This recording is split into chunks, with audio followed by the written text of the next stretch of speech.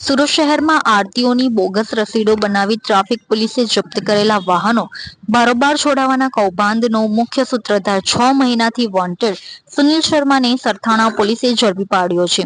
આ ઠગ ટોળકીએ સરકારી તિજોરીને 2,38,000નો ચૂનો ચોપડ્યો હોવાનું બહાર આવ્યું છે। આ ધરપકડથી કૌભાંડના અન્ય પાસાઓ પણ ઉજાગર થવાની શક્યતા દેખાઈ રહી છે। આ કૌભાંડનો પર્દાફાશ ત્યારે થયો જ્યારે લંબે હનુમાન ખાતે ટ્રાફિક પોલીસે જપ્ત કરેલી એક ઓટો રિક્ષા છોડાવવા માટે 3 યુવકો આવ્યા હતા।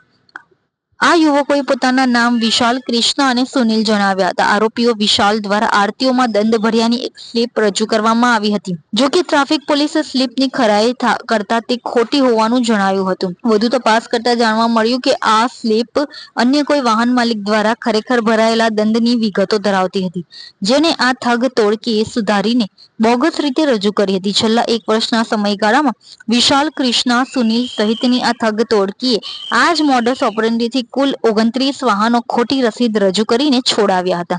આ ટોળકી આરટીઓ અધિકારીની બોગસ સહી કરીને આ રસીદો બનાવતી હતી। સરથાણા પોલીસમાં આ ગુના અંગે ફરિયાદ નોંધાયા બાદ આ કૌભાંડનો મુખ્ય સૂત્રધાર ગણાતો સુનિલ શર્મા છેલ્લા 6 મહિનાથી ફરાર હતો।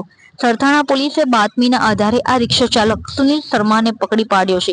હાલ સુનિલની सघन पूछपरछ કરવામાં આવી રહી છે। सरथाना पुलिस स्टेशन के विस्तार में एक नाश्ता फरता आरोपी जिसका नाम सुनील श्रीनिवास शर्मा है और जो रिक्शा ड्राइवर है और जो अमरोली विस्तार का रहने वाला है उसको पकड़ा है। इस गुनाह की पूरी इतिहास ऐसी है, विगत ऐसी है कि सरथाना एरिया में जो ट्रैफिक गोडाउन है उसमें सूरत सिटी के विस्तार के जितने भी व्हीकल्स हैं उनमें जो रसीद है वो फेक रसीद बना के बोगस सिग्नेचर और सिक्का वाली सही करके ट्रैफिक गोडाउन में से उन गाड़ियों को छुड़वा के ले जाता था। इसमें टोटल 3 आरोपी थे, जिसमें 2 पहले पकड़े गए थे और ये 6 महीने से नाश्ता फरता था, इसको अभी पकड़ा गया है।